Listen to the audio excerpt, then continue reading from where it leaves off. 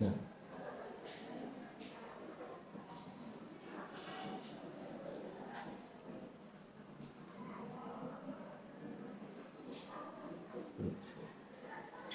Assalamualaikum warahmatullahi wabarakatuh. Alhamdulillahi rabbil alamin. Wassalatu wassalamu ala ashrafil mursalin Nabiyyina wa maulana Muhammadin wa ala alihi wa sahbihi ajma'in.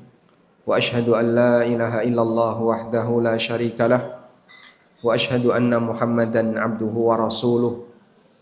Sallallahu alaihi wa ala alihi wa sahbihi wa man tabi'al huda ila yaumiddin. Dari Abdullah bin Busr radhiyallahu anhu, ada seorang sahabat yang datang kepada Nabi sallallahu alaihi wasallam. Beliau menyampaikan, "Ya Rasulullah, inna syara'i al-islami qad kathurat." Ya Rasulullah, syariat Islam ini banyak sekali. Jadi kalau aku disuruh untuk mengamalkan semuanya, nampaknya enggak mungkin berhasil. Fadullani ala amalin atasabbatu bihi. Maka tunjukkan kepadaku satu amal, atashabbathu bihi, yang bisa aku jadikan pegangan.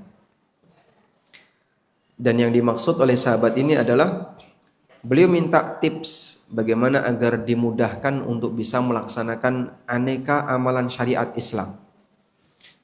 Kemudian Nabi SAW menyampaikan satu pesan yang sangat sederhana, mudah untuk dihafal, tapi barangkali berat untuk dirutinkan.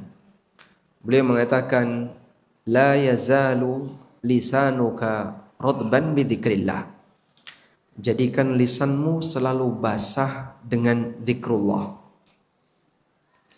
Kenapa dengan lisan yang dibasahi zikrullah bisa menyebabkan seseorang terasa lebih ringan untuk melakukan aneka amalan dalam syariat agama?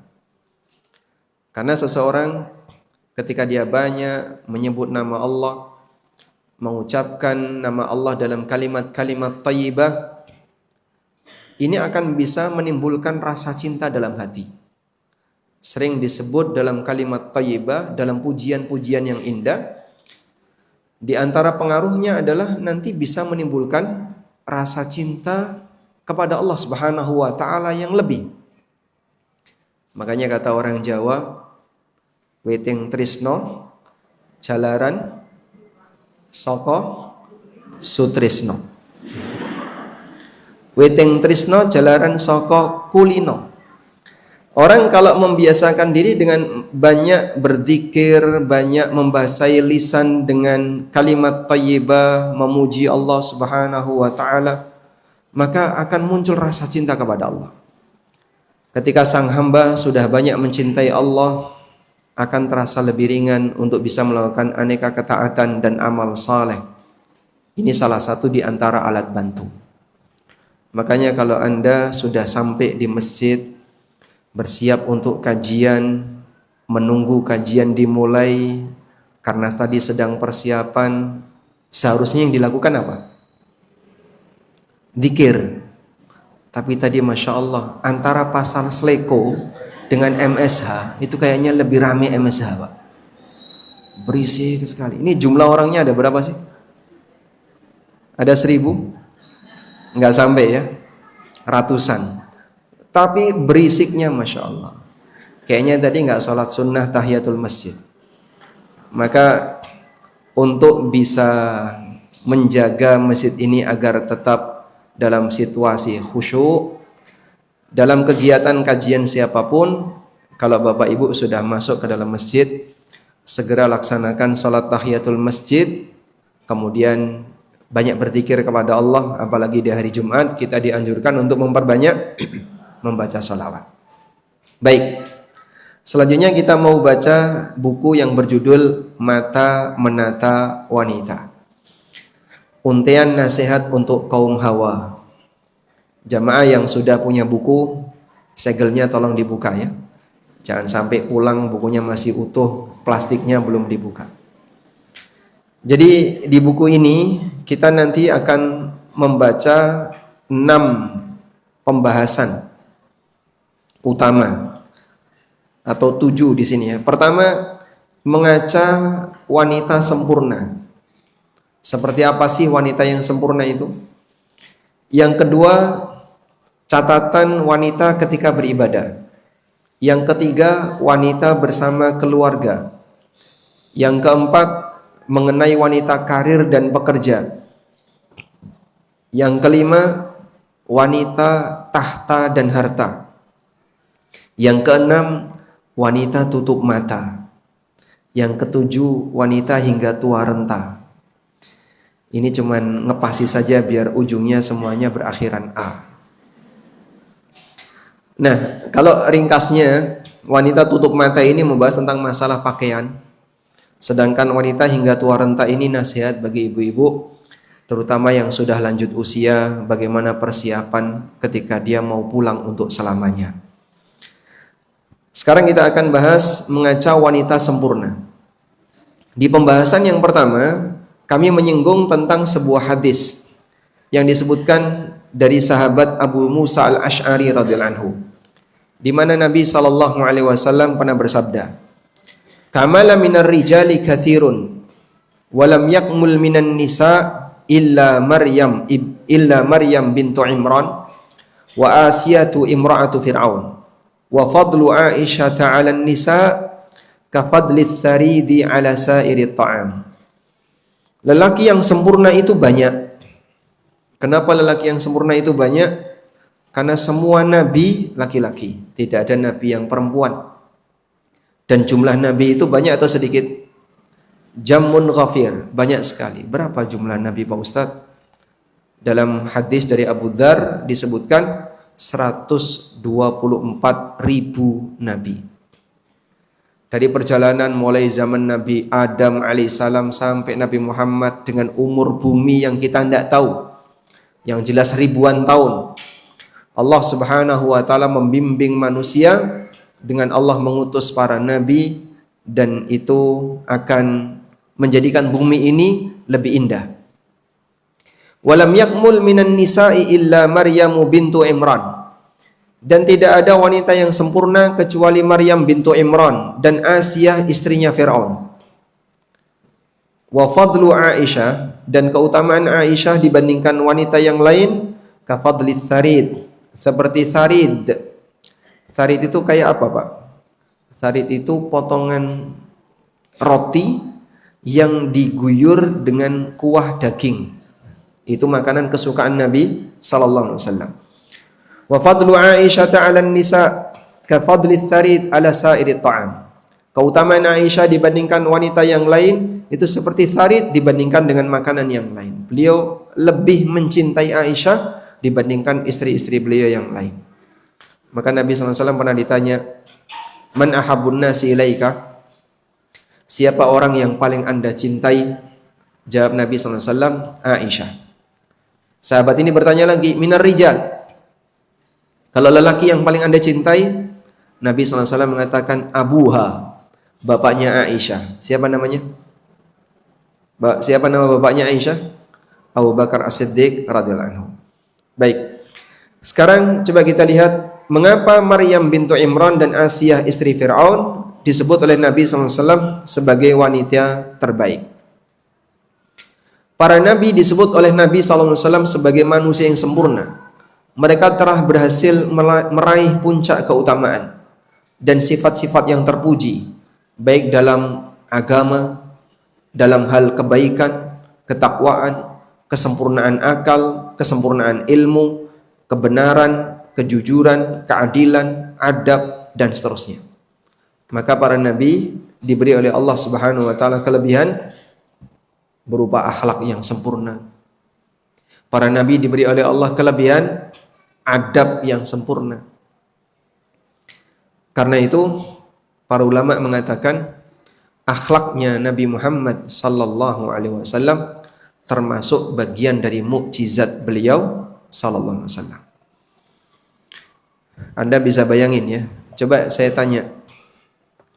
Tapi pasti ini jawabannya nggak ada ya. Ada nggak ibu-ibu yang selama hidupnya tidak pernah mengomentari makanan? Nggak usah ditanya Pak Ustadz. Pasti jawabannya tidak ada. Abu Hurairah radhiyallahu anhu mengatakan, "Ma'aban Nabiyyu sallallahu alaihi wasallam ta'aman qatta." Nabi SAW itu tidak pernah mencela makanan.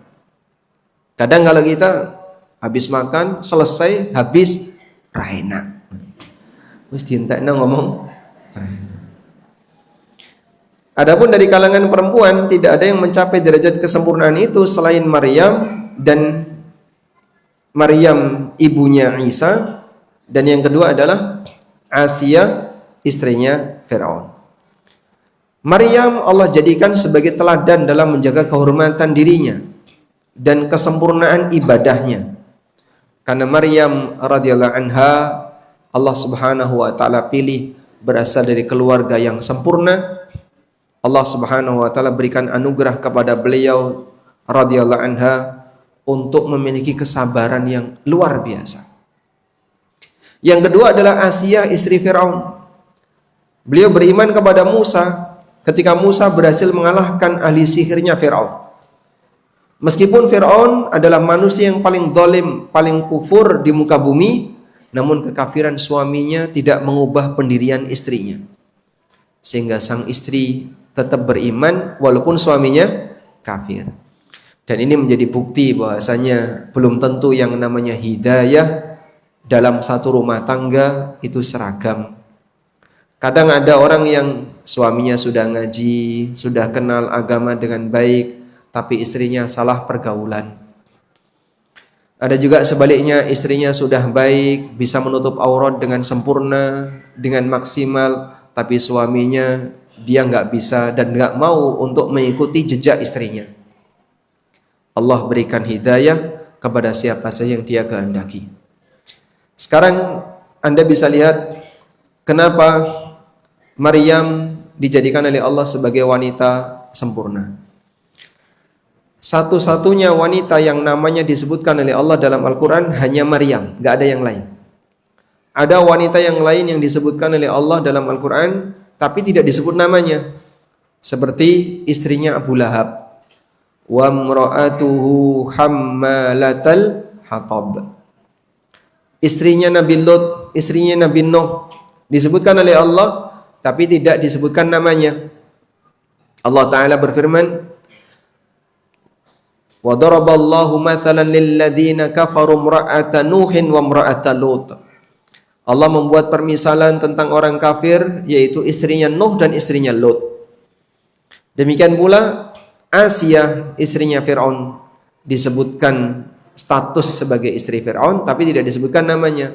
Wa daraballahu mathalan lilladzina amanu imra'ata Fir'aun. Tapi kalau Maryam Allah sebutkan namanya. Wa Maryam binata Imran allati ahsanat farjaha. Maryam putri Imran yang menjaga kesuciannya. Baik Maryam maupun Asia, dua-duanya pernah mengasuh Nabi ketika bayi. Maryam mengasuh Isa dan Asia mengasuh Musa alaihi wassalatu wassalam. Bagaimana kelebihan Maryam? Allah Subhanahu wa taala ceritakan di satu surat yang namanya surat Maryam. Fa'aja'ahal makhadu ila jid'in nakhlati qalat ya laitani mittu qabla hadha. Ketika rasa ingin melahirkan itu mendesak sehingga menyebabkan Maryam bersandar di bawah pohon kurma. Qalat ya laitani mittu qabla hadha. Beliau sampai berangan-angan, andaikan aku mati sebelum kejadian ini. Loh Pak, katanya tidak boleh berangan-angan mati. Tapi Maryam kenapa berangan-angan mati? Beliau berangan-angan mati karena beratnya ujian yang beliau hadapi. Seorang wanita suci, tidak punya suami, tapi hamil. Mau ngomong apa coba? Maka beliau merasa ada beban mental yang berat. Sampai pada posisi ketika kehamilan sudah tua, sudah saatnya untuk lahir, Maryam berangan-angan andaikan aku mati sebelum peristiwa ini. Wa kuntu nasyam mansiya, dan aku menjadi manusia yang dilupakan. Dalam posisi beliau takut ini bisa mempengaruhi istiqomah dalam beragama. Tapi beliau dihibur oleh Allah Subhanahu wa taala, fanadaha min tahtiha. Maka terdengar panggilan dari arah bawahnya Maryam, "Allah tahzani, ibu enggak usah sedih. Qad ja'ala rabbuki tahtaki sariyah." Allah telah memberikan solusi yang baik di bawah ibu. Wa huzzi ilaiki bi jid'in nakhlah. Goyangkan pohon kurma ini. Tusakit alaiki rutaban janiyah. Maka rutop-rutop yang sudah matang nanti akan berguguran. Rutop itu apa, Pak? Kurma yang masih muda.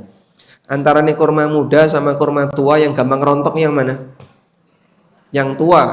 Tapi ini kata Allah, kurma muda bisa rontok. Ketika Maryam yang sedang hamil menggoyang pohon kurma. Wanita hamil itu kuat atau lemah? Atau gagah perkasa? Lemah. Ada lelaki yang gagah perkasa, Pak. Andaikan dia disuruh untuk menggoyang pohon kurma atau menggoyang pohon kelapa, bukan pohon kelapanya yang bergoyang, dia yang bergoyang. Tapi inilah salah satu karomahnya Maryam. Dalam kondisi hamil, beliau menggoyang pohon kurma, kurmanya goyang. Sampai rutop itu berjatuhan. Nah, disinilah nutrisi yang diberikan oleh Allah Subhanahu wa taala untuk Maryam. Maka Nabi Isa lahir di waktu kurma itu berbuah rutop. Nah, kurma itu menghasilkan buah rutop pas musim panas. Kalau musim dingin, kurma itu tidak menghasilkan buah. Musim dingin itu kurma tidak, bahkan bunganya aja belum keluar. Makanya Desember itu musim panas atau dingin kalau daerah utara? Dingin, musim salju. Syam itu kalau Desember turun salju. Nabi Isa kan lahir di Syam. Sehingga kalau ada yang mengatakan bahwa Nabi Isa terlahir di tanggal 25 Desember, ini salah tanggal.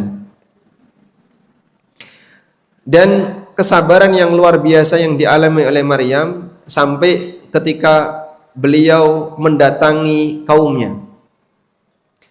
Fa'atat bihi qaumaha tahmilu. Beliau datang sambil menggendong Isa, datang kepada kaumnya. Maka spontan mereka langsung komentar, geger satu kampung. Qalu ya Maryamu laqad ji'ti syai'an fariya. Wahai Maryam, kamu telah membawa kedustaan yang besar. Kau telah membawa masalah besar. Ya ukhta Harun, ma kana abuki imra'a sau'in wa ma kanat ummuki baghiyah. Wahai saudari Harun, bapakmu itu bukan orang jahat, ibumu juga bukan wanita nakal. Kok anaknya kayak gini? Niru sopo kowe iki? Tapi Allah sudah perintahkan kepada Maryam, jangan bicara. Ada puasa bisu yang itu menjadi syariat yang berlaku di zaman Nabi Zakaria.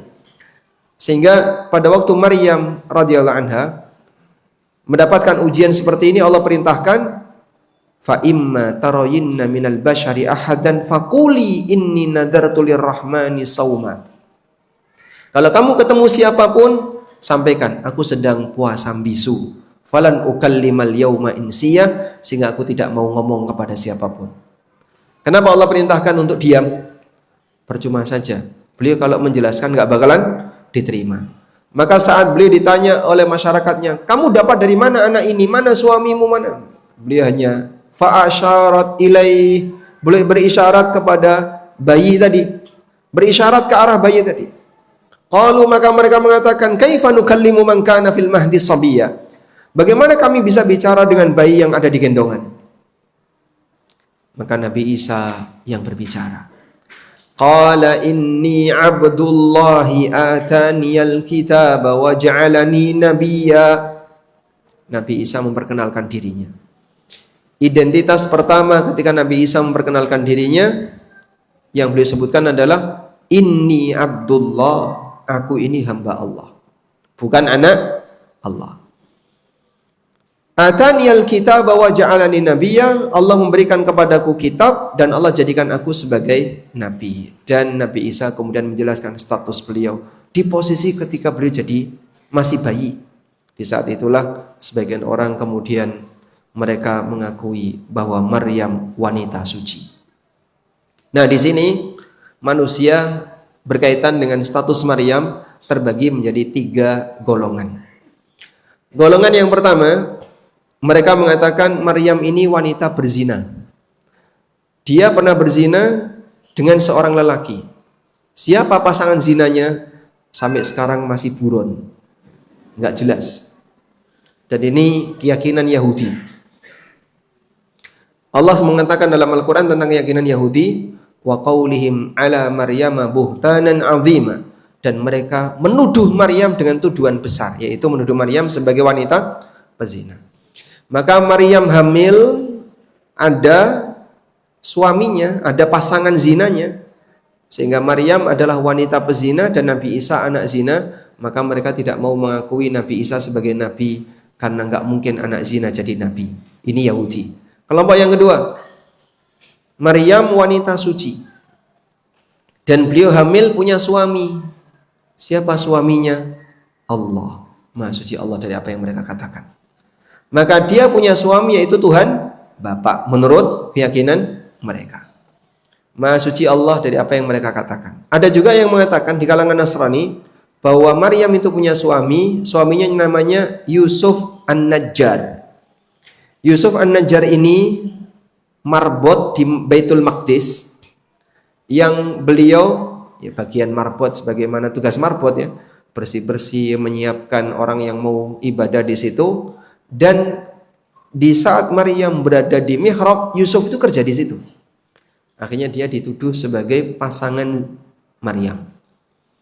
Dan sebagian orang Nasrani meyakini ini. Di tempat kami di Jogja, gak jauh dari studio ANB, itu ada gereja. Nama gerejanya Yusuf Sang Pekerja. Nah, itulah kurang lebih Yusuf the Carpenter kalau dalam bahasa mereka. Jadi itu dianggap sebagai bapaknya Nabi Isa menurut sebagian keyakinan orang Nasrani.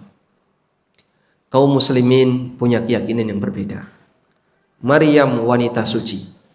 Beliau tidak pernah tersentuh lelaki, tidak pernah kawin dengan siapapun, tapi beliau punya anak dengan kuasa Allah. Kok bisa, Pak?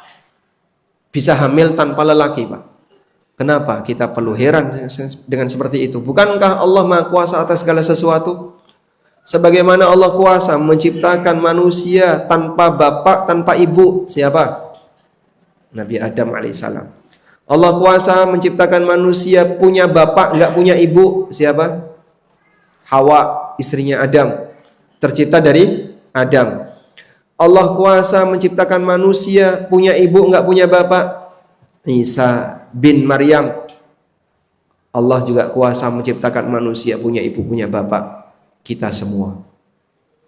Maka lengkaplah kuasa Allah dalam menciptakan manusia. Ada manusia tercipta tanpa bapak, tanpa ibu, itulah Nabi Adam. Ada manusia tercipta punya bapak, enggak punya ibu, itulah Hawa. Yang ketiga, manusia tercipta punya ibu, enggak punya bapak, itulah Isa. Manusia tercipta punya ibu, punya bapak, itulah kita semua. Nasrani dan Yahudi bingung yang seperti ini. Sehingga sampai kelahiran Nabi Isa, kehadiran Nabi Isa menyebabkan ada 3 kelompok agama. Karena itu Allah Subhanahu wa taala ketika menjelaskan tentang Isa, Allah mengatakan, "Inna mathala Isa 'indallahi kamathali Adam, khalaqahu min turabin thumma qala lahu kun fayakun." Sesungguhnya perumpamaan Isa di sisi Allah sebagaimana yang terjadi pada Adam. Allah ciptakan Adam dari tanah, kemudian Allah berfirman kun, maka jadilah Adam. Kalau Yahudi bisa menerima ada manusia tercipta tanpa bapak, tanpa ibu, Nasrani juga bisa menerima hal itu. Kenapa kalian kesulitan untuk menerima ada manusia terlahir punya ibu, enggak punya bapak? Alhamdulillah kita diberi petunjuk oleh Allah Subhanahu wa taala sehingga bisa memahami fenomena tentang Isa dengan fenomena yang benar. Jadi sosok Isa ini menjadi sengketa banyak agama, mulai dari kelahiran beliau sampai kematian beliau. Kematian beliau juga jadi sengketa. Ada yang meyakini bahasanya Nabi Isa itu mati disalib su'ul khotimah. Nah, ini keyakinan Yahudi. Yang kedua, Nabi Isa itu mati disalib husnul khatimah, untuk menebus semua dosa manusia. Sampai ada pendeta Nasrani di Amerika, Pak, yang membuka layanan konsultasi syariah Nasrani ya. Jadi lewat telepon. Ada itu videonya di YouTube. Lalu ada orang yang nelpon, saya mau konsultasi. Oh silahkan. Kenapa Yesus disalib? Kemudian jawab pendeta ini, untuk menebus dosaku, dosamu, dan dosa semua umat manusia. Lalu orang ini bertanya lagi, apakah Yesus akan menebus dosa orang yang menyalibnya?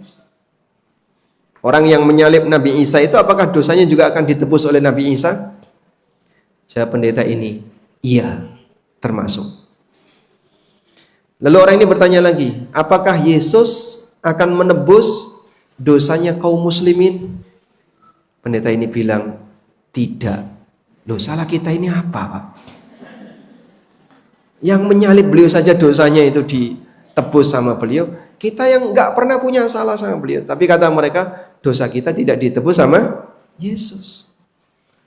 Jadi menurut keyakinan Nasrani, orang mau beragama Hindu, Buddha, Konghucu atau agama yang lainnya, semuanya kalau mati ditebus sama Yesus. Yang Muslim tidak. Ini kan jadi kita bingung ya. Salah kita ini apa? Baik. Selanjutnya kita beralih kepada kisah tentang Asiyah, istrinya Firaun. Allah Subhanahu wa taala sebutkan tentang Asiyah ini di akhir dari surat At-Tahrim.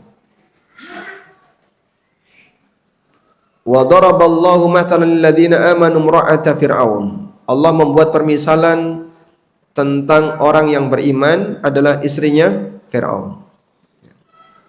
Idh qalat rabbi ibnili 'indaka baitan fil jannah. Ketika dia berdoa kepada Allah, ya Allah bangunkanlah aku sebuah rumah di surga. Di ayat yang ke-11 ya.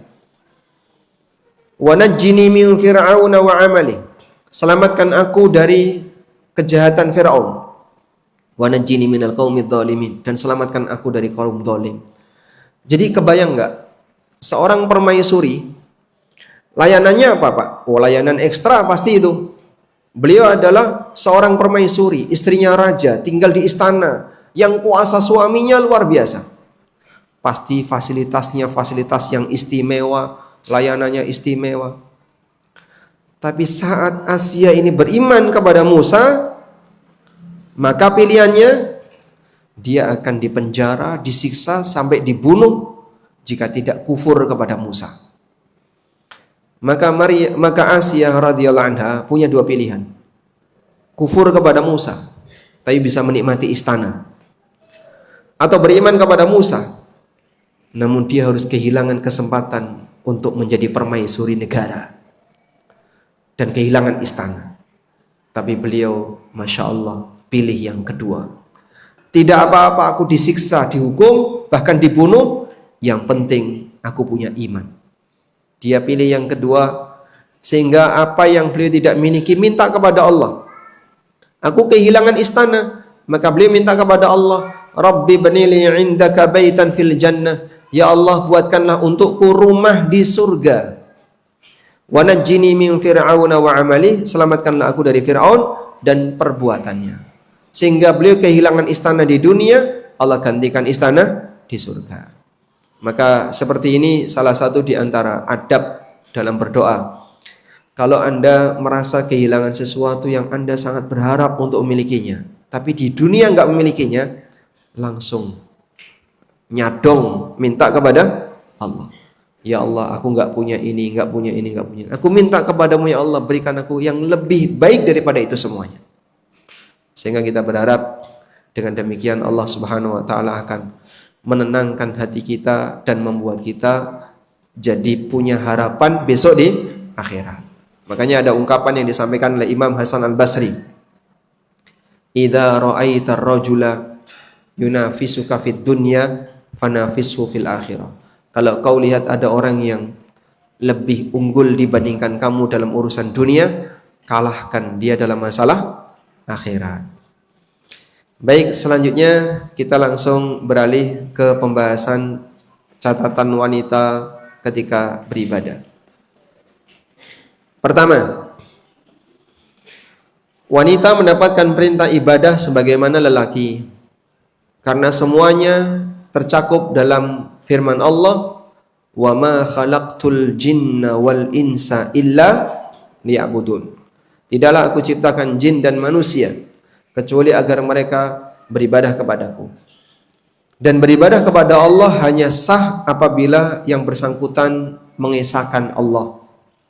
Jadi kalau ada orang rajin sholat, rajin puasa, rajin zikir, rajin baca Quran, tapi di saat yang sama rajin misalnya sajen, maka semua ibadahnya tidak ada artinya, tidak ada nilainya. Sebab perbuatan kesyirikan itu bisa membatalkan ketaatan.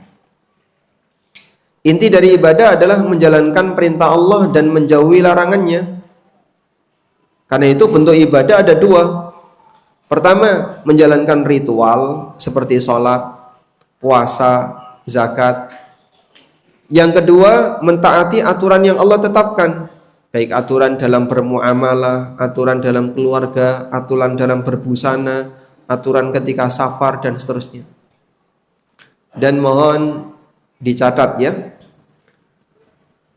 ibadah ritual menjadi tidak ada nilainya ketika yang bersangkutan melanggar aturan. Maka ada orang yang terkadang rajin sholat, rajin puasa, tapi kalau arisan ngemplang. Itu gimana Pak Ustadz? Ya mungkin dia rajin ibadah ritual, tapi dia gagal ibadah sosial. Ada orang yang rajin ibadah, tapi kalau utang ngilang, maka dia rajin ibadah ritual, tapi gagal ibadah sosial. Ada orang yang rajin ibadah, tapi senengane nyelkit nek ngomong karo tonggone. Berarti apa itu? Rajin ibadah ritual, tapi gagal ibadah sosial. Sekarang coba lihat hadis ini. Ada seorang sahabat yang pernah tanya kepada Nabi SAW. Ini hadisnya. Nah, iya benar. Biar nanti kita bisa tahu perbedaan antara ibadah ritual dan ibadah taat aturan. Ada sahabat yang bertanya, "Ya Rasulullah, fulanah tasumun nahar wa taqumul lail." Ya Rasulullah, kami punya tetangga, ibu-ibu, rajin puasa siang, rajin puasa di siang hari, kalau malam qiyamul lail, rajin tahajud. Wa tu'dzi jiranaha, tapi dia senang menyakiti tetangganya. Dalam riwayat yang lain, dia menyakiti tetangganya dengan lisannya. Wa tu'dzi jiranaha bilisaniha. Dia senang menyakiti tetangganya dengan lisannya. Kemampuan wanita dalam menyakiti itu pakai tangan atau pakai lisan? Lebih jauh mana jangkauannya? Lebih jauh lisan. Sehingga orangnya di Madiun bisa ngerasani yang di Jogja. Masya Allah.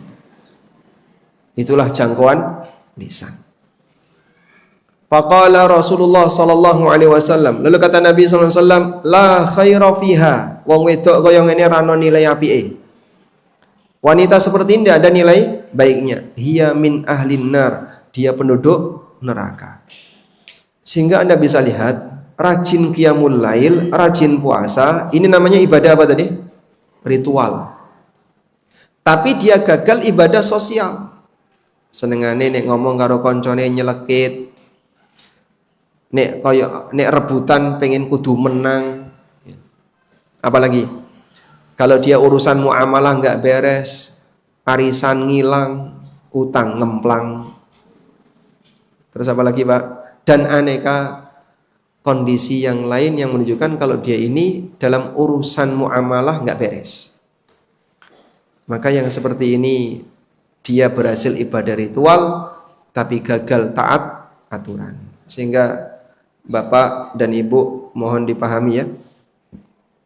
Kalau seseorang melakukan ibadah ritual tapi gagal ibadah sosial atau suka melanggar aturan, nah, ibadah ritual ini tidak ada harganya.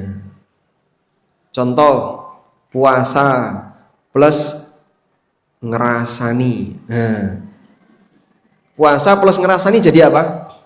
Sama dengan dosa. Makanya Rasulullah SAW mengatakan, "Man lam yada' qaulaz zur wal 'amala bihi fala hajata lillah min ayyada'a ta'amahu wa syarabah." Siapa yang ketika puasa dia tidak bisa meninggalkan ucapan dusta, perbuatan dusta, ucapan yang jelek, perbuatan jelek, Allah nggak butuh puasanya. Jadi puasanya jadi nggak ada nilainya, ngerasaninya menghasilkan dosa. Sehingga ibadah plus maksiat, maka yang terjadi ibadahnya tidak diterima, maksiatnya dosa. Maka jangan sampai kalau lagi ibadah sambil bermaksiat, itu masalah besar. Makanya puasa jadi tidak ada nilainya kalau selama puasa orangnya rajin maksiat. Wonten boten Pak, nggih kathah ngoten niku. Sampai Nabi SAW pernah mengatakan, "Rubba shaimin hadduhu min siyamihil ju' wal atas." Kathah wong sing poso yang dia dapatkan hanya lapar dan haus. Tegese napa niku? Tidak dapat pahala. Contohnya Pak Ustadz, yang lain umroh, nggih, plus tanpa mahram. Ini contohnya enggak? Jadi apa ini? Yang ini ibadah, yang ini maksiat. Yang kata Nabi SAW, la tahillu limra'atin tu'minu billahi wal yaumil akhir. La yahillu limra'atin tu'minu billahi wal yaumil akhir an tusafira fi yaumin wa lailah illa wa ma'ahadhu mahramin. Tidak halal bagi wanita yang beriman kepada Allah dan hari akhir untuk melakukan safar kecuali pakai mahram. Contoh yang lain, haji plus menipu atau manipulasi. Nah, yang model-model seperti ini sudahlah, nggak usah lagi, oh jadi terus nih ya. Ini bahaya. Karena ketaatan tapi diiringi dengan kemaksiatan, taatnya ini jadi nggak ada harganya, malah menghasilkan dosa. Sehingga kita nggak setuju kalau ada orang yang haji tapi visanya pakai visa hasil tipu-tipu. Contohnya apa Pak Ustadz? Misalnya visa pekerja atau visa ziarah tapi dipakai haji, padahal itu tidak boleh aslinya. Nah, yang seperti ini tolong ditinggalkan semuanya. Selanjutnya, pesan perintah dan larangan itu ada dalam Al-Quran dan hadis. Karena itu setiap muslim wajib belajar agama agar dia bisa mengenali apa saja yang menjadi tugas hamba. Allah Ta'ala berfirman, "Utlu ma uhiya ilaika minal kitab." Bacalah kitab yang telah diwahyukan kepadamu. Alhamdulillah Pak Ustadz, ibu-ibu ini ku rajin pengawasan loh Pak Ustadz. Luwih rajin timbangannya bapak nih. Gitu? Sabtu Kliwon pengajian, Ahad Pahing pengajian, Senin Pon ya pengajian. Tapi yang heran kenapa kebanyakan penduduk neraka kok ibu-ibu Pak Ustadz? Padahal rajin pengajian. Nggih, duka niku. Rasulullah sallallahu alaihi wasallam menyebutkan ada wanita yang kufur kepada suami dan dia nggak bisa jaga lisan, suka melaknat. Ono apa saiki langsung maidu. Yang lebih sering maidu itu bapak napa ibu? Bapak napa ibu? Ibu. Saya itu Pak. Lambe lanang. Berarti yang suka maidu itu. Allah berfirman, wa anzalna ilaika dzikra litubayyana lin-nas ma nuzila ilaihim. Kami turunkan kepadamu Al-Quran untuk menjelaskan kepada umat manusia apa yang telah diturunkan kepada mereka. Sehingga orang wajib belajar untuk tahu mana perintah Allah, mana larangan Allah. Dari sahabat Anas bin Malik radhiyallahu anhu, Nabi SAW bersabda, "Talabul ilmi faridatun ala kulli muslim." Menuntut ilmu agama itu kewajiban bagi setiap muslim. Alhamdulillah, bagi yang sudah terbiasa pengajian, tolong dijaga dengan baik. Terutama pengawasan yang membahas ilmu, bukan dagelan. Nek golek dagelan itu bukan di forum pengajian, tapi di stand up comedy. Selanjutnya, wanita mendapat janji yang sama sebagaimana lelaki, sehingga siapapun yang beramal dengan baik akan mendapatkan balasan yang sebanding dengan kualitas amalnya. Allah Ta'ala berfirman, "Wa may ya'mal minas salihati min dzakarin aw untha." Siapa yang beramal soleh, baik lelaki maupun perempuan, wa huwa mu'minun, dan dia beriman, fa ulaika yadkhulunal jannah, maka mereka akan masuk surga. Wala yudlamuna naqira, dan mereka tidak akan dizalimi sedikit pun. Artinya, baik lelaki maupun wanita semuanya punya peluang yang sama untuk menjadi hamba yang bertakwa. Wanita jadi bertakwa bisa enggak? Bisa. Sebagaimana lelaki juga bisa menjadi manusia yang bertakwa. Bisa jadi wanita salihah yang bertakwa mendapatkan derajat di surga yang lebih tinggi daripada jutaan lelaki. Dan enggak ada ceritanya pahala wanita setengah lelaki, itu enggak ada, Pak. Jadi kalau wanita sholat dengan lelaki sholat, sing luwih gede ganjarannya sing pundi? Nggih? Yang lebih berkualitas sholatnya. Selanjutnya, keempat, keterbatasan wanita dibandingkan lelaki ketika di dunia menyebabkan kualitas ibadah mereka tidak lebih banyak dibandingkan lelaki. Terutama karena haid, sehingga mereka tidak bisa sholat waktu haid. Nah, disitulah ada yang kurang bagi wanita karena dia punya keterbatasan ketika beribadah. Dari Abdullah bin Umar, Nabi SAW bersabda, "Wa ma ra'aitu min naqisati aqlin wa dinin." Belum pernah aku mengetahui ada makhluk yang kurang akalnya dan kurang agamanya. Jangan buatan protes, buatan, karena ini sabda Nabi SAW. Beliau menyebutkan kalau wanita itu kurang akal, kurang agama, sesungguhnya bukan dalam rangka untuk menghina wanita, meremehkan wanita, bukan. Tapi Nabi SAW menceritakan ini agar kaum lelaki menyadari kekurangan istrinya. Jadi yang kau hadapi, wahai bapak-bapak, adalah makhluk yang disebut oleh Nabi SAW kurang akal, kurang agama. Aghlabal lidzi lubbin, tapi dia bisa mengalahkan lelaki yang cerdas. Sehingga meskipun suaminya itu suami yang cerdas, suami yang baik hati, suami yang istiqomah, bisa geser gara-gara pengaruh istri. Ada yang misalnya istri yang selalu curiga sama suaminya. Saya bojone iki keweden nek ketemu bojone. Bojone wedi ketemu bojone iki bojone sing ndi, Pak? Subhanallah. Jadinya suaminya HP-nya kadang diperiksa. Makanya kan bapak-bapak biasanya kalau sebelum pulang ya dari luar habis kerja, sebelum pulang mampir masjid. Kenapa? Buka HP, hapus yang bisa dihapus. Kemudian duite simpen saidik. Ono sing dilebokno kaos kaki, ono yang diselempitno ning ketu barang kae. Napa niku, Pak? Duit lanang ya, Pak.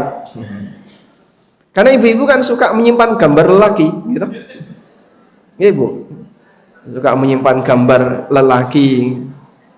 Duit sing gambare wong lanang niku duit gitu.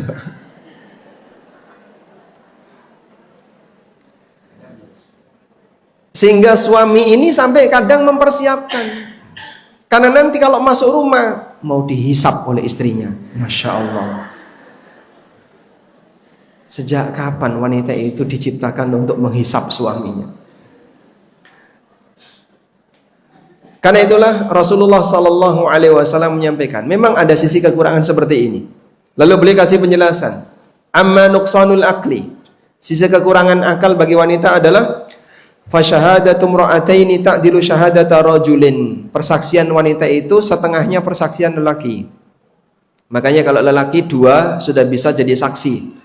Kalau perempuan minimal 4. Ini yang disebut dengan nisab persaksian. Ada namanya nisab persaksian, batas minimal persaksian. Kalau kurang dari itu belum diterima. Sedangkan wanita ketika haid dia tidak sholat selama beberapa hari dan tidak puasa, meskipun untuk puasanya wajib diqadha. Maka saya kasih nasihat ya untuk ummahat yang mengalami haid. Anda lihat ini. Di posisi ketika wanita kurang ibadahnya, hendaknya dia berusaha menjalankan ibadah dengan berkualitas. Wanita boleh saja kalah dalam jumlah, tapi usahakan tidak kalah dalam nilai. Maksudnya gimana Pak? Jenengan kalau sudah mengakui sholatku tidak lebih banyak daripada lelaki, maka pas jenengan sedang bisa sholat dalam kondisi tidak haid, maksimalkan sholatnya. Mungkin lelaki itu sholatnya lebih banyak, tapi mungkin kurang khusyuk. Tapi saya akan berusaha untuk sholat dengan penuh kekhusyukan. Sehingga yang sedikit ini luweh mentes, lebih berisi, lebih berat nilainya daripada yang jumlahnya banyak. Ini nasihat yang pertama. Nasihat yang kedua, upayakan saat haid tetap melakukan ibadah yang boleh dilakukan dalam kondisi haid. Seperti memperbanyak zikir. Haid bukan waktunya untuk membiarkan diri Anda tenggelam dalam malas-malesan. Sehingga wis ngerti ra salat, malah mau jadi kaum rebahan, scroll, nggih. Nyekrol napa to niku? Niku lho Pak, marketplace Pak. Nek ana barang apik mlebu keranjang. Barang apik meneh mlebu keranjang, mau dilebokno keranjang ini. Akhirnya keranjangnya isi dengan barang. Nggih, ngeten niku Pak, garwane jenengan. Sabar nggih Pak. Oh langsung COD. Masya Allah. Ya. Sehingga gimana Pak kalau bisa pada saat posisi Anda sedang haid, suami Anda berangkat ke masjid. Bapak biasanya kalau berangkat ke masjid berapa lama? Dari mulai keluar rumah sampai balik ke rumah. Ada setengah jam? 10-15 menit ya. Jadi berangkat, nanti sampai masjid, sholat tahiyatul masjid, sholat qobliyah, nunggu iqamat, sholat wajib, dzikir, sholat ba'diyah, pulang. Anggaplah misalnya 15 menit. Ya paling lama setengah jam, itu kecantol warung kopi barang. Nah saat Anda dalam posisi, aku nggak bisa keluar ke masjid, aku nggak bisa ibadah. Selama rentang itu, ojo pedot ngibadah. Ibadah ini apa Pak? Wong wedok haid kan tidak bisa ibadah. Anda bisa zikir. Sehingga dulu ummahatul mukminin saat Nabi SAW meninggalkan istri beliau, mereka itu sudah dalam keadaan ibadah. Saat Nabi SAW pulang, belum geser dari tempatnya. Masya Allah. Sehingga ada salah satu di antara mereka yang pernah ketika Nabi SAW pulang di waktu subuh, waktu pagi ya, dan itu pun sudah siang beliau pulangnya. Lalu Nabi SAW bertanya, kamu tetap di sini dari subuh tadi? Betul ya Rasulullah. Enggak geser dari tempatnya. Kemudian Nabi SAW menunjukkan satu amalan. Aku akan tunjukkan kepadamu satu amalan yang jika kau melakukannya senilai dengan apa yang kamu lakukan dari mulai subuh sampai siang ini. Membaca apa itu? Subhanallahi wa bihamdi adada khalqih wa ridha nafsih wa zinata arsyih wa midada kalimatih. 3 kali setiap pagi. Subhanallahi wa bihamdih adada khalqih wa ridha nafsih wa zinata arsyih wa midada kalimatih. Coba dibaca, kalau derek. Subhanallahi wa bihamdih adada khalqih wa ridha nafsih wa zinata arsyih wa midada kalimatih. Diulang sampai 3 kali senilai dengan ibadah itu. Sehingga dalam posisi ketika sedang datang bulan, Anda bisa optimalkan untuk melakukan ibadah yang masih diizinkan. Selanjutnya sekarang, ibadah ketika haid. Islam tidak melarang wanita haid untuk beribadah selama tidak melanggar aturan. Karena setiap manusia dituntut menjalankan ibadah sepanjang hayat di kandung badan. Allah Ta'ala berfirman, wa'bud rabbaka hatta ya'tiyakal yakin. Sembahlah Rabbmu sampai datang kepadamu kematian. Kematian ini maksudnya apa? Yang yakin di sini maksudnya kematian. Termasuk wanita haid. Wanita haid tidak dilarang ibadah, hanya saja wanita haid dilarang melakukan sebagian ibadah. Dicatat ya. Wanita haid tidak dilarang ibadah, namun dilarang melakukan sebagian ibadah. Sama atau beda? Beda. Ibadah apa saja yang dilarang? Pertama, sholat. Jelas ya. Dan sholat tidak perlu diqadha. Satu-satunya kelompok yang meyakini bahasanya wanita haid wajib qadha sholat itu kelompok Khawarij. Menurut Khawarij, wong wedok kok haid gak sholat maka nanti wajib qadha. Yang kedua puasa, dan puasa wajib qadha. Dan qadha puasa Ramadan tidak boleh ditunda sampai masuk Ramadan berikutnya. Kalau sampai ditunda, misalnya ya, Ramadan tahun berapa ya sekarang? 1447 sampai Ramadan tahun 48. Ada orang punya utang 7 hari puasa.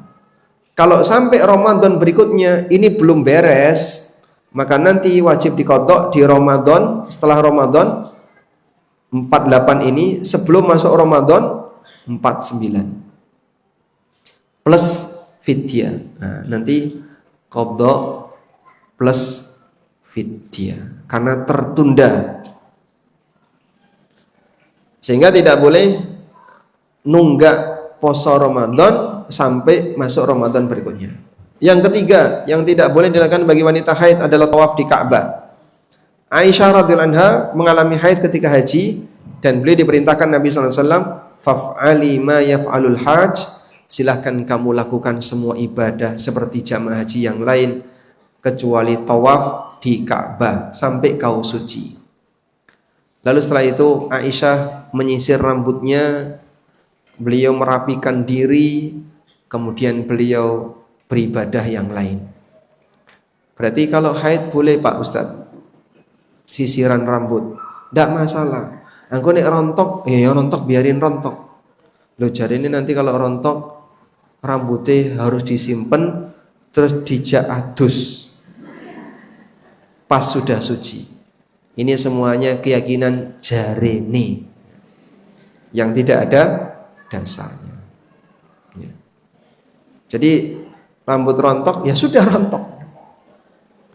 Tidak ada kewajiban untuk dicuci. Sebab yang sudah lepas dari badan maka sudah tidak terhitung sebagai jasad manusia. Kemudian menyentuh mushaf, tidak boleh menyentuh mushaf. Dan ini pendapat jumhur ulama.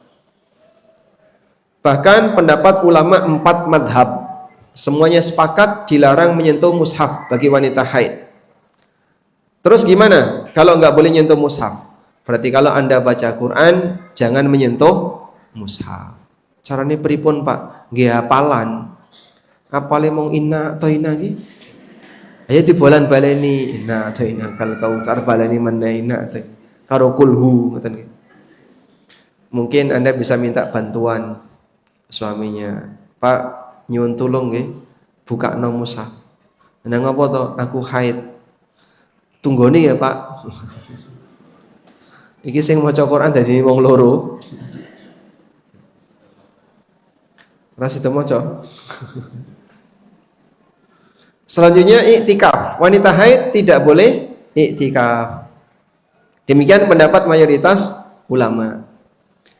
Berarti wanita haid boleh nggak Pak menetap di masjid untuk kajian? Jumhur ulama melarang.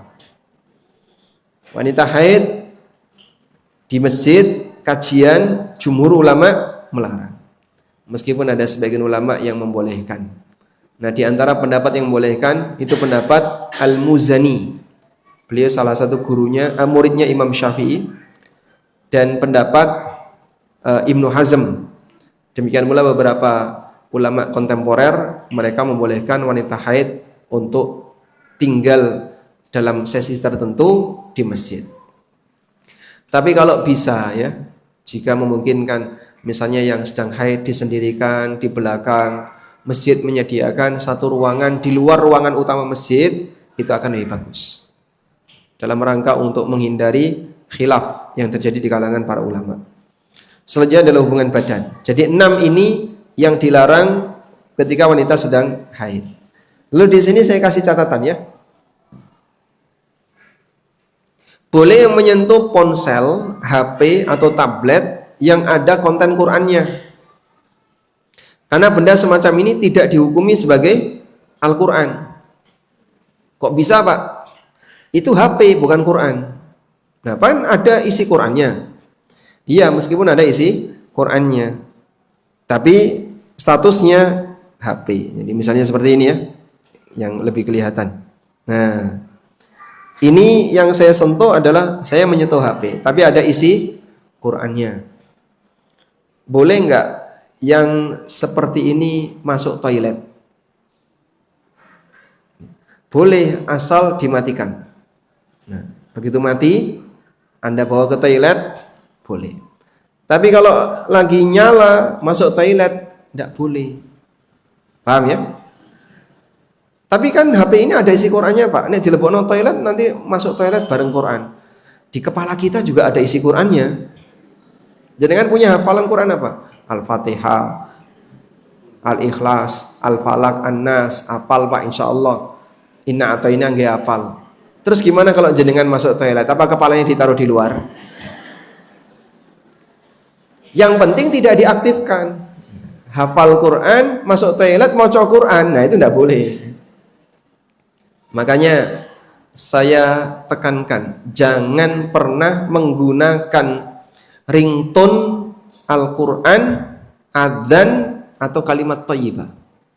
Jangan pernah. Itu justru melecehkan suara Al-Quran. Sehingga kadang dibawa masuk toilet, tiba-tiba bunyi Syekh Sudes. Syekh Sudes di dalam toilet. Atau adzan Mekah Madinah, ada adzan di toilet. Nah, yang kayak gitu nggak bagus. Makanya sebaiknya jangan pernah pasang ringtone baik suara adzan maupun suara Al-Qur'an. Nah. Sehingga nanti kalau Anda membaca seperti ini ya, jika nyentuh teks Quran dalam kondisi haid, nah kayak gini, ini tidak boleh. Terus yang boleh Pak, kalau misalnya bisa menggunakan pulpen stylus, nah, kayak gini, ini boleh. Jadi dia bergeser, tapi kita tidak sampai bersentuhan. Kalau pakai sarung tangan bisa nggak Pak? Sarung tangan sama saja, karena sarung tangan itu dihukumi sebagaimana kulit. Anda pakai sarung tangan salaman dengan lawan jenis yang bukan mahram, boleh nggak? Nggak boleh. Wanita itu pakai baju, pakai jilbab, tertutup dua lapis kain, ditepuk sama lelaki yang bukan mahram, boleh enggak? Enggak boleh. Ini masuk kategori menyentuh, walaupun ada lapisan, beberapa lapis kain. Maka yang tipis itu tidak bisa mengubah status. Wallahu a'lam. Selanjutnya, pada asalnya tata cara ibadah wanita sama sebagaimana lelaki, kecuali kalau ada dalil yang membedakan. Sehingga cara sujud wanita dengan lelaki sama atau beda? Pada asalnya sama. Sebab yang ditiru orangnya sama, yaitu Nabi sallallahu alaihi wasallam. Dan Nabi karena lelaki, maka wanita ikut sholatnya seperti lelaki. Jadi ada pertanyaan, Pak, sing bener wong wedok niku nek sujud begini, Pak. Tangannya membentang atau tangannya ditaruh di bawah dada. Kan banyak yang berpendapat wong wedok iki nek sujud tangannya ditaruh di bawah dada, digabungkan, ditelungkupkan.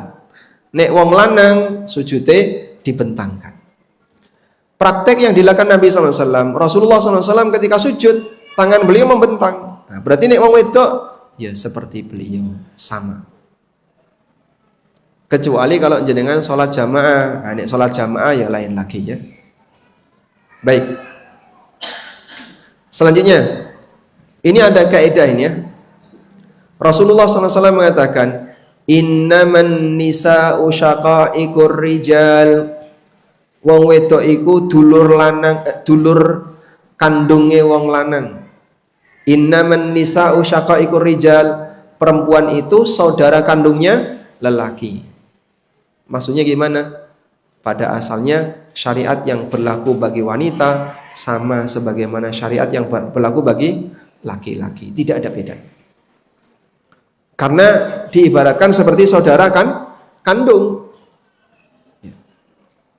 Nah, di antara perbedaan antara laki dan wanita adalah masalah tugas. Wanita itu lebih banyak ibadah di rumah. Coba Anda lihat di sini. Idza shallatil mar'atu khamsaha. Kalau perempuan itu rajin salat 5 waktu, wa shamat syahraha, jaga ibadah puasa Ramadan, menjaga kemaluannya dan mentaati suaminya. Qilalaha, maka akan disampaikan kepadanya, udkhulil jannah min ayyi babin syi'ti. Monggo ibu badhe mlebet swarga saking pintu yang mana monggo silahkan. Masya Allah. Coba bayangkan ya, saat Anda dipersilahkan oleh malaikat, ibu mau milih pintu surga yang mana? Ini ada 8 pintu semuanya terbuka untuk Anda. Jenengan badhe milih sing pundi monggo. Kira-kira gimana? Wah, senengnya raja mak Pak Ustaz, nggak bisa terbayangkan. Dan itu syaratnya 4. Apa saja? Jaga sholat 5 waktu, puasa Ramadan, jaga kehormatan, taat kepada suami. Dan sholat yang terbaik bagi wanita itu di rumah. Anda lihat ini. Dari Ummu Humaid. Beliau pernah mendatangi Nabi SAW. Ya Rasulullah, aku ingin sholat di belakang Anda. Lalu apa kata Nabi SAW? Laqad alimtu annaki tuhibbinas salata ma'i. Aku tahu kamu itu pengen sholat di belakangku. Tapi sholatmu di rumahmu lebih baik daripada sholatmu di luar rumahmu. Sholatmu di luar rumahmu lebih baik daripada sholatmu di musola kampungmu. Sholatmu di musola kampungmu lebih baik daripada kamu sholat di masjid jami. Jadi makin keluar makin tidak bagus, makin ke dalam makin bagus. Jadi Anda bayangkan ini ya. Wanita ini minta izin kepada Rasulullah SAW untuk sholat di Masjid Nabawi yang imami Nabi. Coba. Sholat di Masjid Nabawi yang imami Nabi. Dibandingkan dengan sholat di MSH yang imami bukan Nabi. Sama nggak kualitasnya? Jelas berbeda. Jika sholat di Masjid Nabawi yang imami Nabi, kata Rasulullah SAW, lebih baik wanita sholat di rumah, apalagi yang seperti ini keadaannya. Makanya ibu-ibu kalaupun nggak bisa berangkat ke masjid, nggak usah sedih ya. Wanita itu sholat di rumah pahalanya lebih besar, walaupun mereka boleh sholat di masjid. Yang penting di sini ya, jaga baik-baik interaksi Anda dengan suami, karena Rasulullah SAW mengatakan, fa innama huwa jannatuki wa naruki. Palang pintu surgane wong wedok niku suaminya. Dia adalah surga dan nerakamu. Tapi berat ya Pak Ustadz, ini wis kon taat sama suami.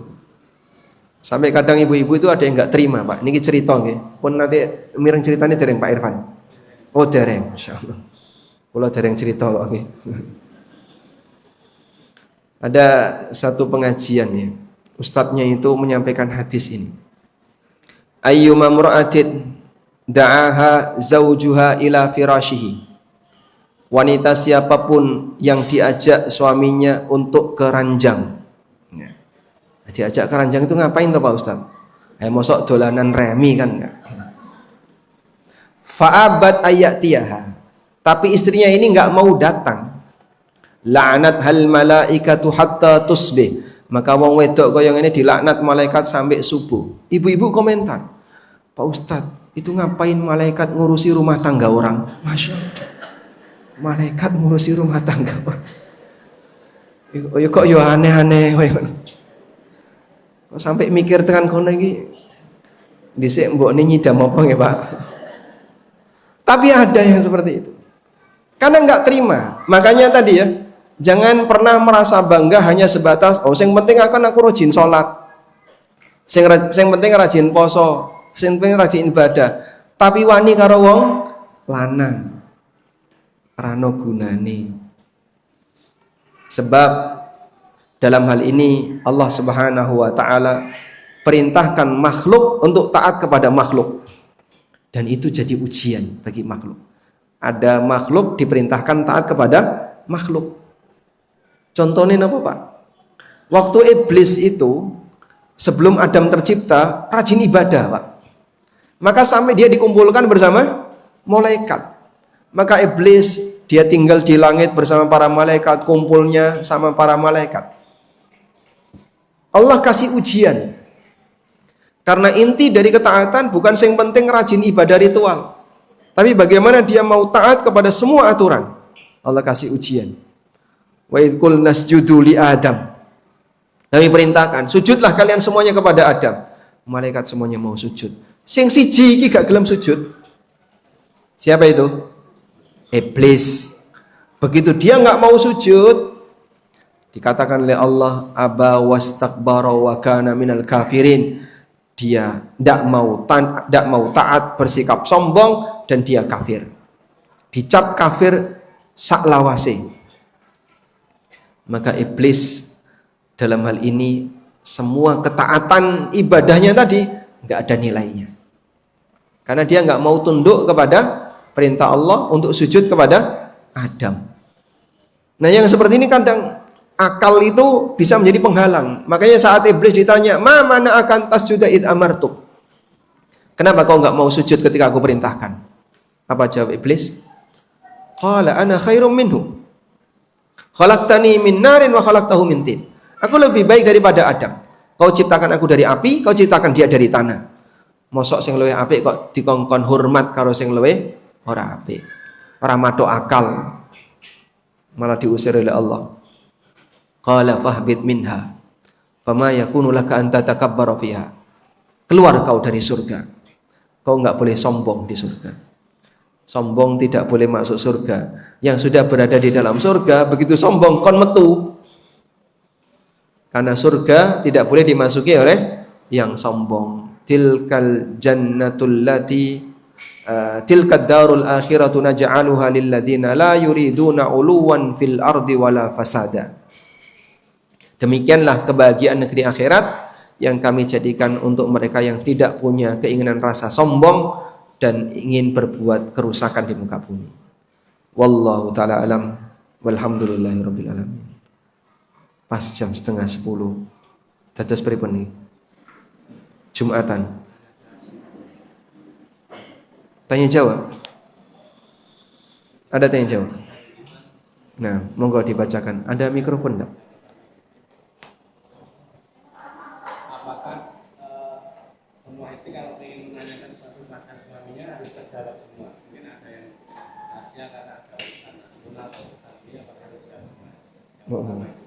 Semua.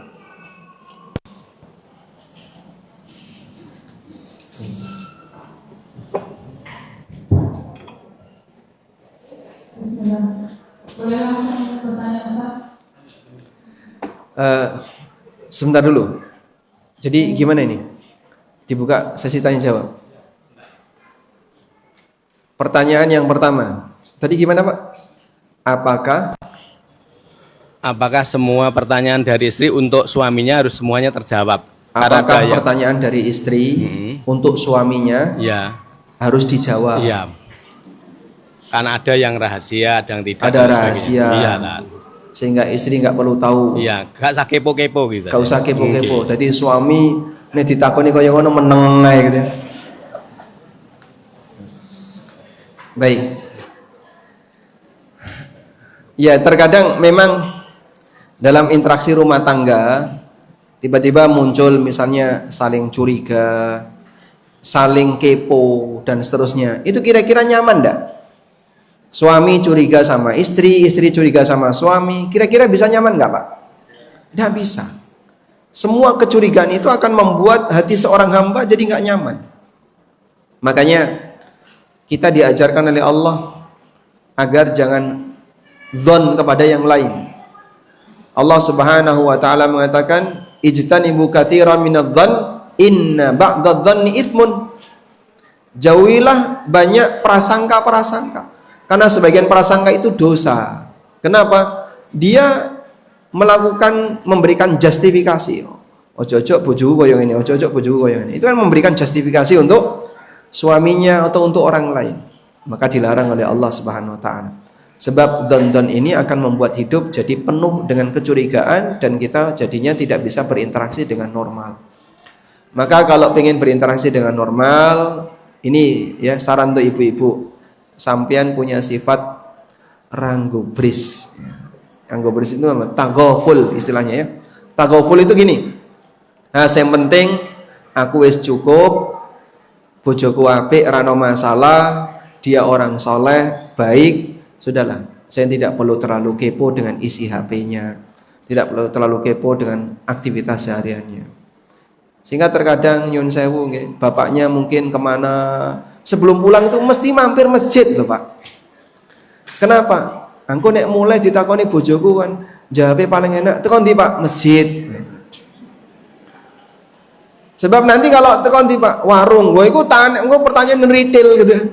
Mau gue karo sopo neng warung mangan opo? Sing bayari sopo? Sehingga suami lebih milih timbangan kok ditakoni retail, wis tau mampir masjid sedelot. Engko nek omah kok dihisap sama istrinya. Jawabnya gampang. Kondi Pak masjid. Padahal ning masjid mau wisuh toh. Cuci tangan, pulang. Yang penting nanti ada jawaban ke masjid. Biar istrinya nggak curiga. Nah, maka yang seperti ini ya tidak perlu untuk dirawati ya dalam kecurigaan kayak gini. Oke. Monggo selanjutnya.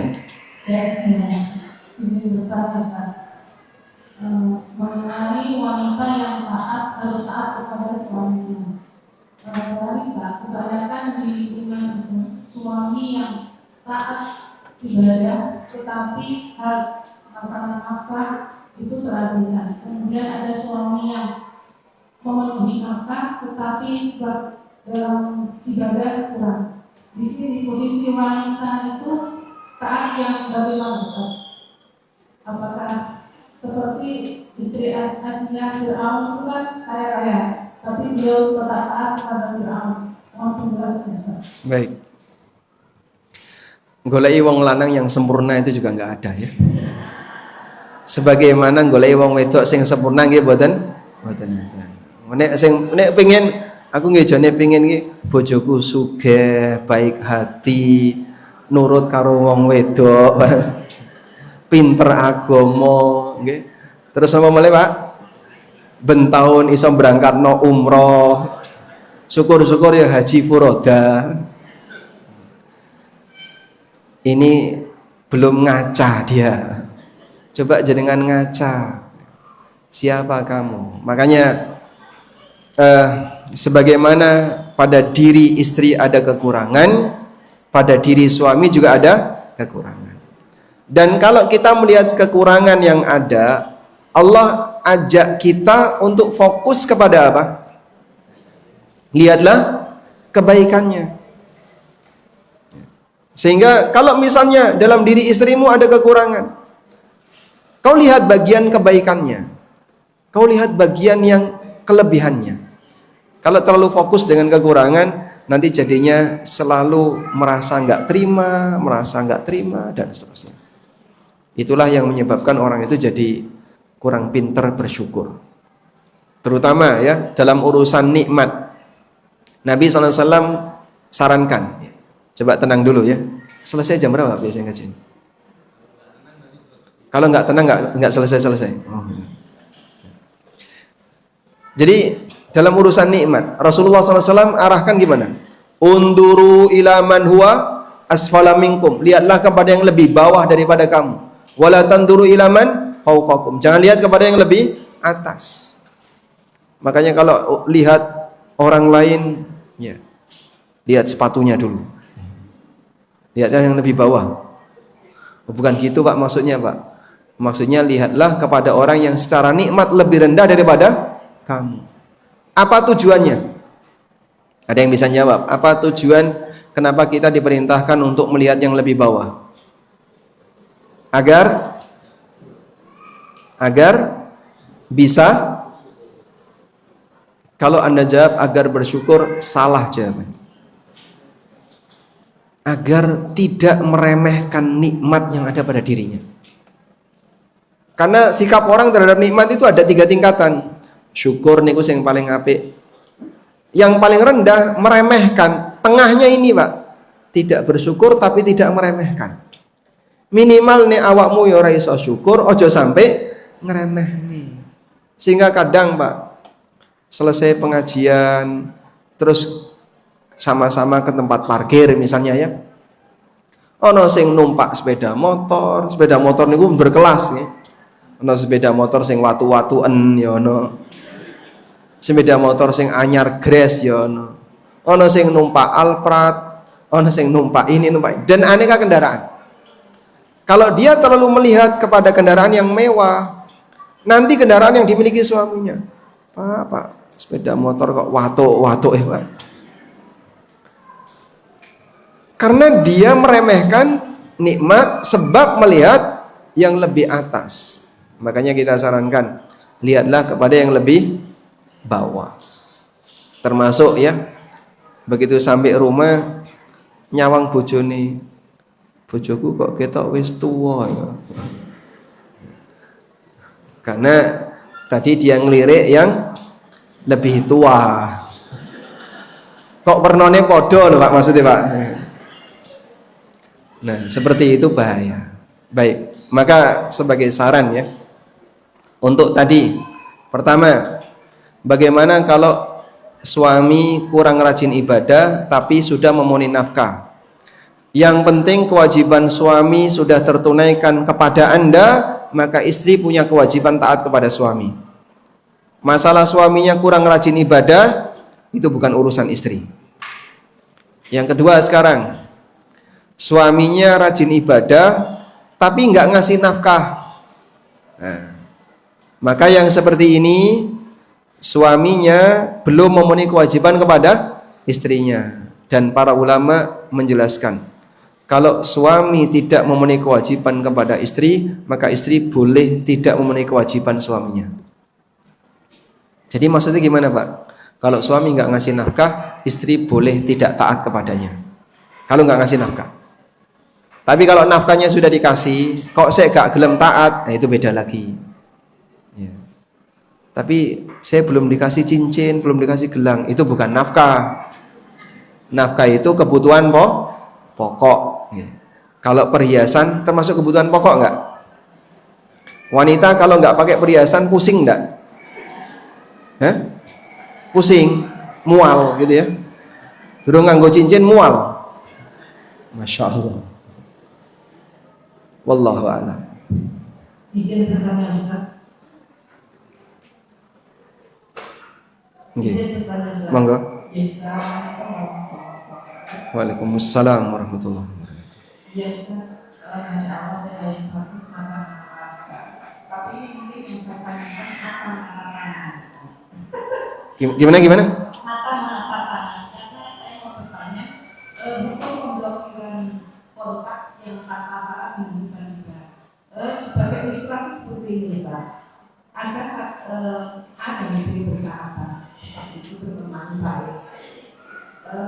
namanya pemblokiran itu pasti ada masalah sebelumnya atau masalah penjelasan dan yang misalnya.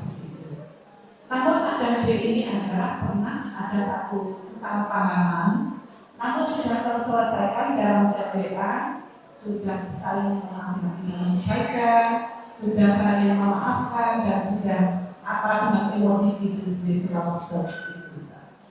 namun sebentar sesaat kemudian ketika si B ini akan memberikan kabar kembali, tiba-tiba sudah diblokir tanpa sebab. Nah, yang menjadi pertanyaan Ustaz, apakah yang seperti ini lokalitas di hatinya pemblokir ini tidak tahu untuk membuka pintu maaf yang dengan kejujuran, ya, walaupun sudah kita saling memaafkan dan sudah ada bisnis di tadi.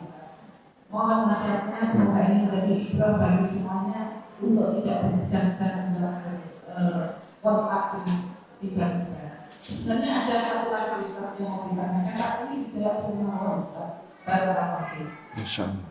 Oke. Baik. Boleh enggak memblokir kontak tanpa alasan? Kalau memblokir itu alasan dan latar belakangnya karena kita tidak ingin diganggu oleh orang itu. Misalnya, nomor ini terlalu ofensif, nyerang terus misalnya.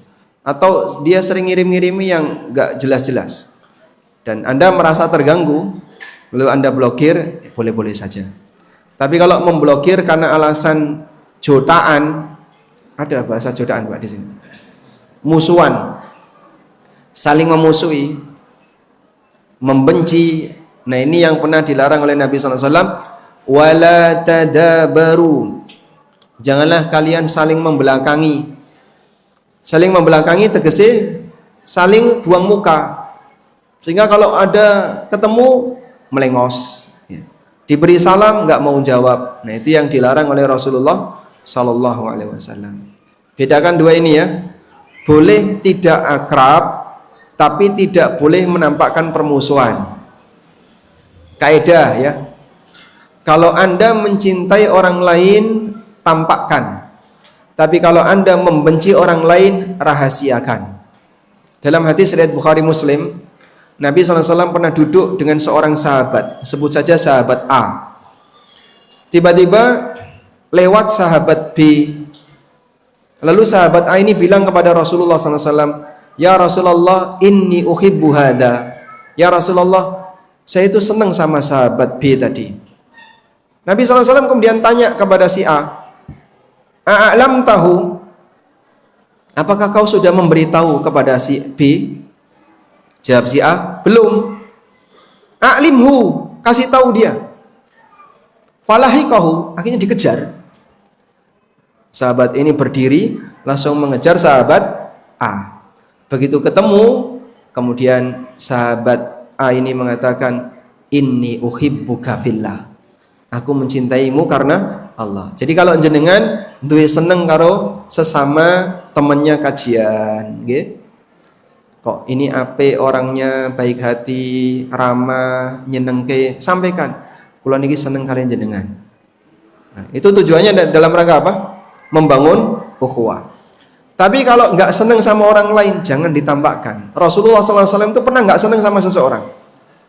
Sampai beliau bilang sama Aisyah, Ya wahai Aisyah, bi'sa akhul ashir huwa.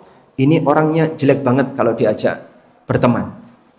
Begitu orang ini dekat dengan Rasulullah SAW, beliau senyum dan menyapa dengan ramah, tanpa menampakkan permusuhan. Padahal beliau SAW tidak senang sama orang ini.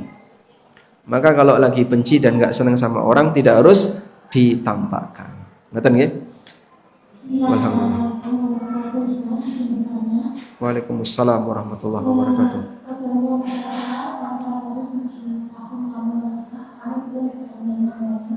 Sebentar. Nggak begitu jelas. Nggak begitu.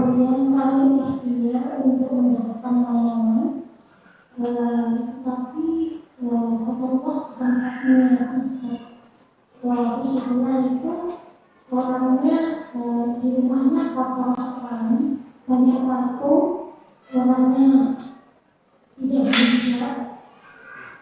Kemudian hanya ditempelkan tangannya beberapa detik.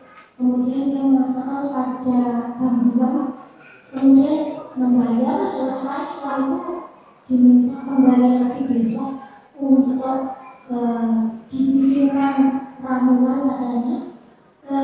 Saya berkeyakinan itu tidak boleh, dan saya coba lanjutkannya. Kemudian di tempat lain yang kedua itu saya belum masuk, tetapi saya ngecek dulu lewat ke rumahnya. Itu cirinya sama juga, ada banyak patungnya. Tapi di dua tempat ini informasi yang berkembang itu banyak sekali yang berhasil mendapatkan pengumuman. Pertanyaannya, keyakinan saya bahwa ini tidak boleh itu apakah benar? Yang kedua, kalau salah, berarti apakah boleh saya izin kesusuran di situ? Terima kasih atas nasihatnya. Assalamualaikum warahmatullahi wabarakatuh. Waalaikumsalam warahmatullahi wabarakatuh. Baik. Ini kata panitia pertanyaan terakhir ya. Allah tegaskan dalam Al-Quran, tepatnya di surat Asy-Syura, lillahi mulkus samawati wal ard yakhluqu ma yasha. Hanya Allah milik yang memiliki kerajaan langit dan bumi. Allah ciptakan apa saja yang Dia kehendaki. Yahabu liman yasha'u inatsan wa yahabu liman yasha'u dzukur. Allah memberikan hibah berupa anak laki-laki, anak perempuan kepada siapa saja yang Dia kehendaki, dan Allah kasih hibah anak laki-laki kepada siapa saja yang Dia kehendaki. Sehingga anak itu hibah dari Allah. Maka upaya manusia ketika ingin punya anak, jangan sampai melalui cara yang melanggar aturan agama. Misalnya datang ke dukun. Kalaupun misalnya katanya ada yang banyak berhasil, itu katanya. Dan katanya jangan dipercaya. Nanti semua dukun bisa pakai katanya. Apalagi testimoni dukun itu kan kadang buatan, dikondisikan. Sehingga kasih tahu ke siapapun, kalau memang jelas itu prakteknya perdukunan, jangan pernah didatangi. Baik untuk tujuan pengobatan alternatif maupun untuk tujuan dapat anak dan seterusnya. Untuk cari rizki juga sama. Mendatangi dukun dosa besar, sholatnya bahkan tidak diterima oleh Allah. Nah, ciri perdukunan kalau Anda tahu orangnya kayak gini, misalnya penampilannya aneh, di rumah banyak patung, dia punya ritual-ritual tertentu, sebaiknya dihindari. Minta anak kepada Allah. Nabi Zakaria diberi anak di usia 80 tahun. Beliau sudah sangat tua. Maka seorang muslim kalau tidak punya anak, selalu berdoa kepada Allah, semoga Allah Subhanahu wa taala karuniakan anak untuknya. Wallahu taala alam, demikian yang bisa kita sampaikan, semoga bermanfaat. Wassallallahu ala nabiyyina Muhammadin wa ala alihi wa sahbihi wasallam. Wa akhiru da'wana alhamdulillahi rabbil alamin. Wassalamualaikum warahmatullahi wabarakatuh.